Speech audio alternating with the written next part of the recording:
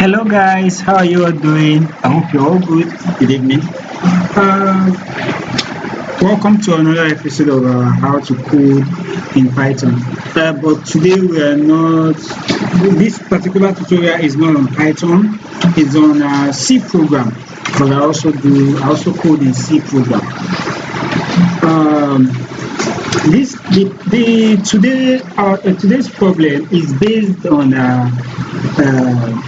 there's a based on the previous video I did on how to perform simple calculations on alphabet. So I was given okay. I had that same question, that same problem in C program, and the syntax in C program is a little bit different. As in how you code in C program is a little bit different from how you code in Python. So I had that same because I had that same problem.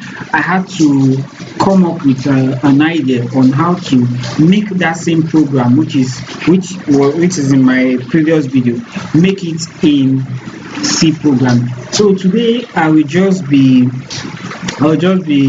brief. So I will show you how I did it, because this is the program right here. This is the program. What it just do is that it takes in it assigns 1 to 26. It assigns number 1 to 26 to a capital letter A to capital letter Z. That's positive numbers. Then it assigns negative number -1 to -26. He assigns those numbers to small letter A to small letter Z. So I found out that okay, I tried a lot of ways to do it. I tried using array, it couldn't work, and I can't start writing if statement for each letters of the alphabet, because I'll be writing up to 26 plus 26 is equals to 50 something, right? 52. I'll be writing up to 52 if statement. So I was like, no, this is not. I have to find another way. So I adopted the method I used in Python, which is converting that particular character, that is that particular letter, to its ASCII form, right? Converting it to its ASCII form. So when we convert it to its ASCII form, we now minus a particular number from it, and that was the same number we now subtract some numbers from it, and that was the same number I subtracted in Python. So you can see the way I subtracted 64, right? Where I subtracted 64, it gave that's for capital letters. And in the else statement, which is 96, although I did not subtract, I added 96 because this is where the code, the difference comes. This is where the difference comes in when we want to when we want to assign negative values to small letters of the alphabet. So just follow me, as just pay attention, and I'll show you how I did this, how I came up with it. So first of all, we'll start by creating a new file, a new C file. Okay, I'm using a code block. Yes, I'm using code block. If you don't have code block, I will drop the link in the notification. I'll drop the link so you can download code block. It's a very free software, and it's very easy to use, easy to understand. So we'll select C or C++, double click it. Okay, let me use my mouse. Okay, so choose the C, not C++. Click next. Okay, the name of the file, let me say alphabet A vertical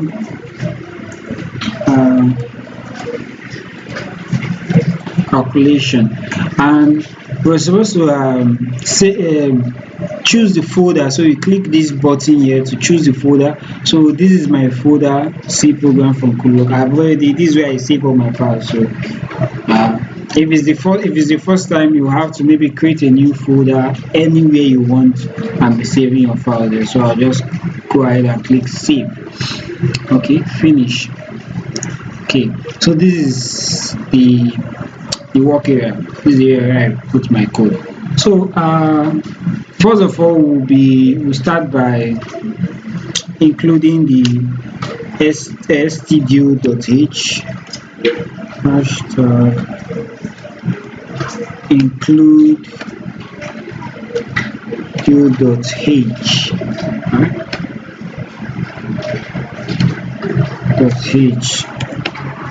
So we are declaring three variables. We're declaring three variables. The first is alph, ALPH. This particular variable is supposed to collect the letter of the alphabet. Then the second variable is alpha-n, which is the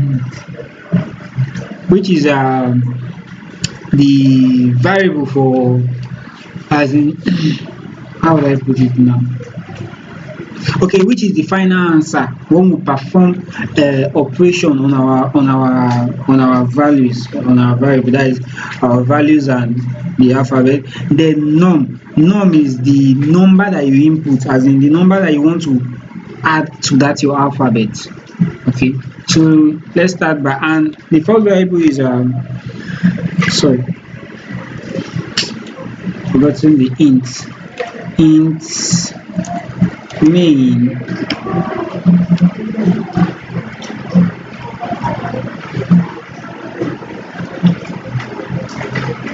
return 0.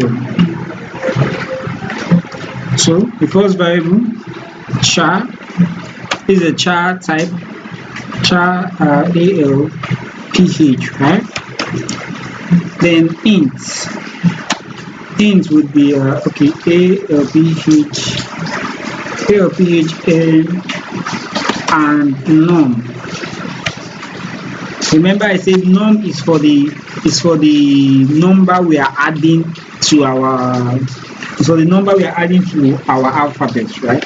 So scanf, scanf to receive our alphabet and our number. So the first input we are receiving is the character. The second input is the num, which is the number we are adding, and the num is an integer, so we are using b, comma, and ALPH, PH, comma, and NUM. So we have succeeded in declaring the variables and collecting inputs. So the next thing we are doing is write the if statement. You can see the code is not even long set. So we write the if statement. So if in brackets ALPH is greater than or equal to A. This is capital letter, and ALPH is less than or equal to Z, right? You can either do this, or you can just go direct. Let me check this to be sure if I'm correct. Okay. ALPH will now be equal to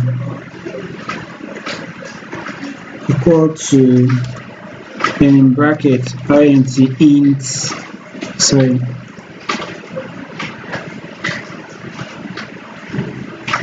okay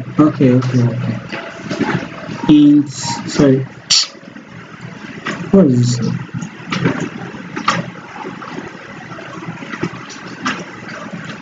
have another bracket.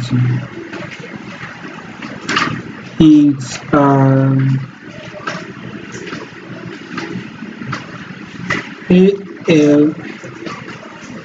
So okay, okay, okay. This is ALPHN. Sorry, just forgetting this. Okay, minus 64. Right. Close the bracket. Then plus none. Else. So let me explain the if. Now, ALPH, right? First of all, the if is saying that if ALPH, right, is greater than or equal to A, that means if it starts from A, right, and if it starts from A, or if it moves from A and goes down to Z, or if it's okay, let me explain. If A or PA, that is if alphabet is greater than or equal to A, that if it is A or more than A, which means it can be B, it can be C, it can be D, it can be E, F, down to Z. See, and that means this both statement has to be true, right? For you, as we are using this and, it means that this both statement has to be true. And ALPH is less than or equal to Z, right? So now this line is trying to tell you that if ALPH is in between A and Z, and we all know that what is in between A and Z is other letters of the alphabet, which are B, C, D, E, F, G, H, I, J, K, L, M, N, O, P, Q, R, S, T, U, V, W, X, Y. So those letters are the letters that are between A and Z. And here we say capital. We are using capital letter, right? That's to say that it ranges from capital letter A down to capital letter Z, and capital letter Z down to capital letter or up to capital letter A. So if you input a small letter, it will not execute this line of code, because it is this first if block is only for capital letter. Now in this else, that is where we use the else for small letter. Although I will not write this line of code, I will not write this line of code again, or change the I will not write this line of code and change the variables again. But since all we are doing is using all we are doing is using we are just using letters. It's not as if we are using any other character, so I don't have to write the lines of code. Although if you input another character, it will also use this else. So if you don't want it to use this else, if you want the if and the else to be both for letters, you can just copy this line of code, as Ctrl C, paste it here, then you change this to small letter, change this to small letter, then you add your if here. But this is not what we are doing. We're just going direct. We are not checking for other letters, because after writing this line of code now, I will come down again and still put the else. Then I'll put maybe print this is not a letter or whatever. But we are just going direct because our user is already supposed to know that what we are doing is letters. We are working with alphabets, not any other characters. So let's just continue. Else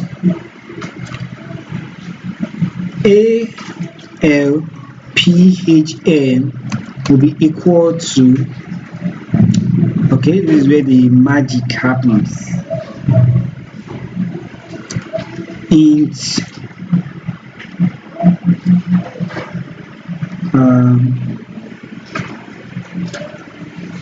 ALPH minus 96 or minus, okay, plus none.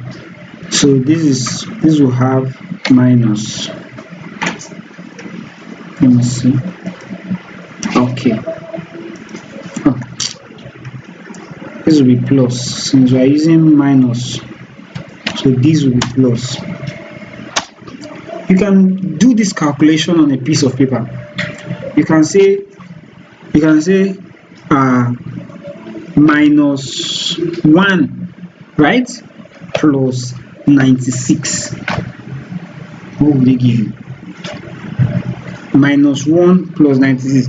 So this line, right, this particular area, this bracket A or PH close bracket is trying to, what it does is that after the character has been converted to its ASCII form, right, this minus now, minus A or PH, will change that character to minus because there is minus at the front. It will change the character to minus. So since it's minus, you cannot minus 96 again, because if you minus 96, the character will go back to positive. If you minus 96, the character will go back to positive. You can try it. You can say minus 5, right, plus 96. You see that the character will still be minus. You see that the answer will still be minus. Minus 10 plus 96. The answer will still be minus, except if it is minus 97 plus 96. But we know that our characters are not up to that. We know that our characters are not up to that. Let me see, minus 97 plus 96. Oh, it will still even give us minus 1. It will still give us minus 1. So as long as there is minus at the top here, at the front here, our characters will still come out in minus. But if there was no minus, it will come back in. Our character will still come back in negative form. But if there was no minus, it will come back in positive form. So this particular line has been able to convert the small letter, small letter of the alphabet. And it has been able to give the small letter of the alphabet negative values. It has been able to give the small letter of the alphabet negative values. So come here, I will say print f ALPHN.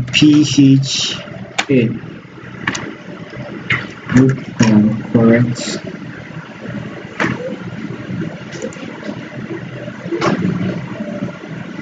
Okay, so forgot this.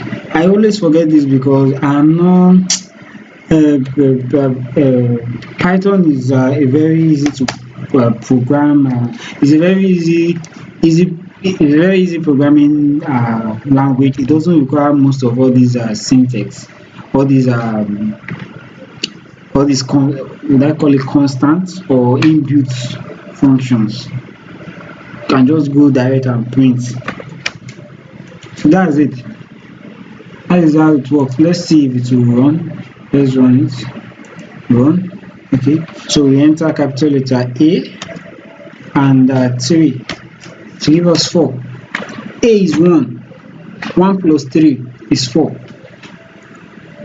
If we go again, if we run it again, run it twice. If we run it again, it's a small letter A, 7. Minus 1 plus 7 is 6. So that's how it is. Very simple. Very simple. So this is how I came up with the answer to that particular problem. I had to derive this formula because when I tried using array to store the negative value, nothing worked. I tried the method, I tried to convert it to string and convert it back to integer, it did not work. It didn't work. I was like, I need to find a formula for it. So that was how I came up with this formula. Now you can also use this formula in Python. You can also use this formula, but it was because Python was easy. That was why I did not have to think much. I was able to come up with a very simple formula. But because C programming is not as easy as it looks or as it sounds, so I had to think out of the box. That was why I came up with this formula. So this formula, know how it is going to work. Since the system accepted it, is going to work. So that is how you program it. Thanks for watching, guys. Please do not leave without subscribing or liking this video and sharing it as well. And if you have opinions, you can share in the comment. If you have any questions, you are free to share.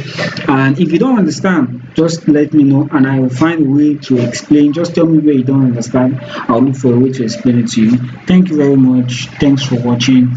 Do have a nice day and don't stop programming. Thank you.